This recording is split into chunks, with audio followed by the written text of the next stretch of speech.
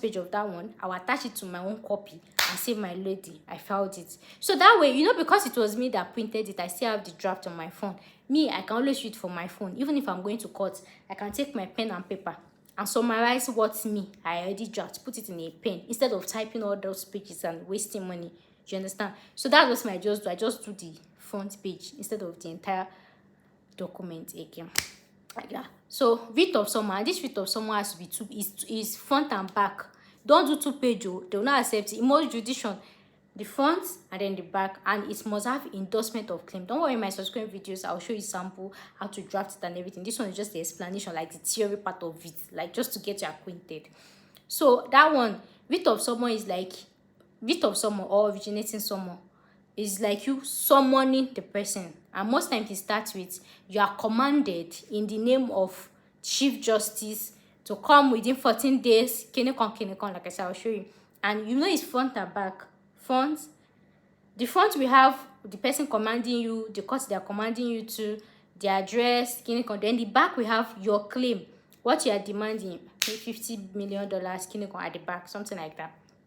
The next document that you need for filing a civil suit is statement of claim. Very, very important. This is where you will say what the defendant did. So there are rules to drafting the statement of claim. You cannot just say the defendant met me and said this thing. And you guys notice that I'm saying defendant. Most in court documents you refer them as defendants. So you don't just say BC said defendant, or you went to like that. So this one is where you state what they did, what happened, the time, the date, and there are actually rules to drafting the statement of claim. That's High Court for you.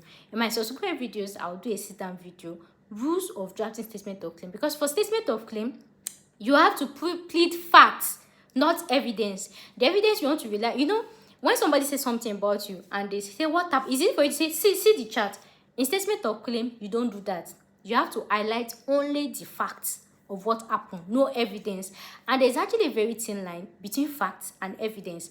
And the thing is, even when you're trying to escape not to plead facts, you're not plead evidence, your facts still have to make sense, right? It has to make sense, that it has to be in a way that it makes sense to a reasonable person and even to the judge, but without the evidence. So if your document is not going to make sense without the evidence, like you have to frame it in a way that you are not referring to the evidence, you are talking about the fact.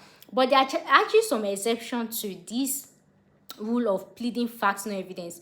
In most jurisdictions, in common law jurisdictions, right, if you are pleading cases of defamation, right, defamation, we have libel, which is written words, and we have slander, which is spoken words. You have to state the episma verba, the exact words that were said to you. So that's the only exception of when you can plead evidence in your statement of claim.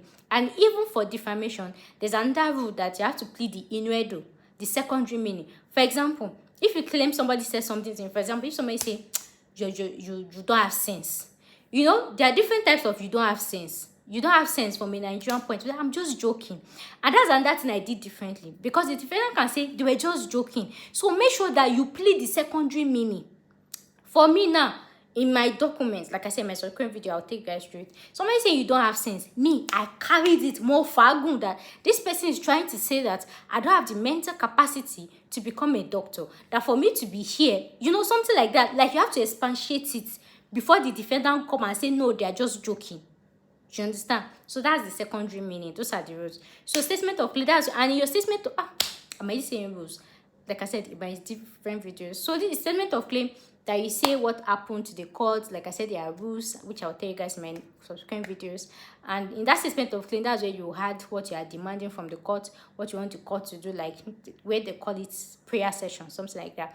The next document that you need is your list of exhibits. So this is what begot what I've explained earlier, that every document you intend to rely on, make sure you plead everything, because most times, whatever you don't file before trial, whatever exhibits you don't file before trial, you'll not be allowed to use the exhibit again. So that's why I'm saying that make sure to file everything relative to the case. Even if you feel like it's not useful, shall file everything that is relative to the case. I hope you understand that. So, for me, because I have a lot of evidence, so I just did tabulation. Usually, they always do it like a list form, but me, I tabulated my own. Then I wrote the name of the evidence, the number, the description and what is supposed to serve. Like I said in my subsequent videos, I'll show you guys sample like that, how to draft it. So I did my own in tabular form because I have a lot of evidence. So the next document that you need is list of witnesses, people that you are bringing to court to come and testify, whether they see you or not. In my own case, I am the only witness of myself, and that's because of many reasons. I'll say it in my subsequent videos, but for now, just know that you can be a witness in your own case. I'll tell you guys in my next video. So the major documents that you need to initiate a civil lawsuit is what? Originating summon or / writ of summon is the same thing. Statement of claim, list of exhibits or evidence to rely on, and then list of witnesses, like that. And that's it. So those are the 4 main documents that you need to start a lawsuit. So after filing this in court, the court registry, they will go through it. If you follow the rules, if you put, this their heading and everything, they will check everything. So after checking, they will stamp. After stamping, you go and serve them. After serving them, you come back to court. You file an affidavit of service that I have served this document to the defendant at this particular time and everything. So after filing, you sit down in your house, you start counting 14 days. Depending on the jurisdiction you were, some are 21 days or this thing, if they will reply or not. So when the defendants reply, they're supposed to serve you. Then and that thing again, though these are the list of and that thing again, any document you file, make sure that you put an address that of service where the person can serve you.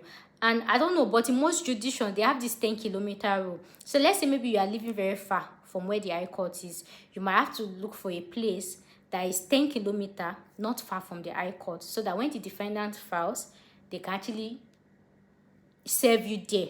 Because the defendant can use excuse that, your place is too far from the court, so there's a 10-kilometer rule. So you might actually file maybe a shop to always collect the court document for you, or a friend that lives near the court, or anything like that. Don't forget the 10-kilometer rule. Don't forget to put your address, your phone number, and this is for the person to serve the document on you, right? And I feel like this 10-kilometer rule is even good. Me, I even live far from the court, so using the 10-kilometer rule, so that way I didn't even need to give my actual address, so I just had to use that place as address of service. So that would be all talking about documents. In my subsequent videos, I'll talk about